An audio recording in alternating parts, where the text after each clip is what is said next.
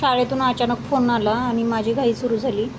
तो म्हणजे होता 1 मेचा दिवस आणि शाळेतून कॉल आला की तुमच्या मुलाबद्दल तुमचा पालकांसहित सत्कार करण्यात येत आहे. माझी गडबड, सकाळची धावपळ होती. एक आनंद हा वेगळाच असतो. घरातलं काहीही आवरलेलं नव्हतं त्या दिवशी आणि साहेब बाहेर जाऊन हॉर्न वगैरे देत होते. मी माझं पटकन आवरून घेतलं आणि शाळेत कसं असतं मैत्रिणींनो, आपल्या मुलाबद्दल जर का आपण शाळेत आपला सत्कार वगैरे ठेवला तर तो आनंद खूप वेगळाच असतो आणि हा आनंद माझ्या दोन्ही पण मुलांनी बऱ्याचशाच वेळा मला दिलेला आहे.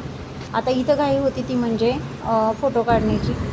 आता शाळेच्या दिशेने निघाल्याच्यानंतर बऱ्याचशाच मुलांची गर्दी वगैरे दिसली, पण माझा मुलगा मला कुठं दिसेना. माझी नजर त्याला शोधत होती. त्याला शोधल्याच्यानंतर बरीचशीच गर्दी वगैरे इकडं तिकडं मुलांची मौज मस्ती चालूच होती आणि अचानक दिसल्याच्यानंतर फोटोग्राफ तर झालंच पाहिजे.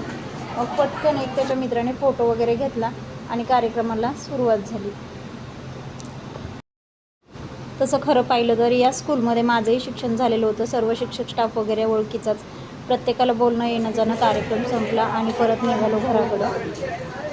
तर गाडी ही खूपच गर्दीत लावल्यामुळे थोडासा वेळ झाला. तोपर्यंत म्हटलं साहेबांना आवरू करूपर्यंत आपण पटकन असं नाश्त्याला काहीतरी घ्यावं. गरमागरम काहीतरी नाश्त्याला सकाळी असल्याच्यानंतर चांगलं वेगळंच वाटतं आणि तेही एकदम आयता नाश्ता असल्यावर तर अजून वेगळीच मजा.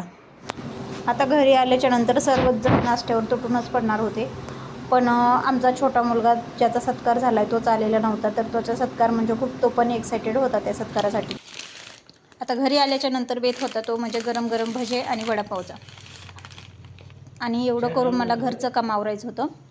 तर आता उत्सुकता होती ती म्हणजे त्याला दिलेल्या बक्षीसमध्ये कोणतं पुस्तक आहे ते. कारण की त्याला वाचनाचा खूप छंद आहे आणि तो संपूर्ण पुस्तकं हातात आल्याच्यानंतर सगळे पुस्तकं वाचतो. मैत्रिणींनो, बक्षीस हे कितीही छोटं असू द्या किंवा मोठं असू द्या, सन्मान हा खूप मोठा असतो. स्वामी विवेकानंद. तर आज 1 मेचा व्लॉग कसा वाटला ते नक्की सांगा आणि आपल्या संकल्पसिद्धी टिफिन सर्व्हिस चॅनलला शेअर, सबस्क्राईब आणि लाईक जरूर करा. तर भेटूया नवीन उद्या काहीतरी घेऊन. Bye bye.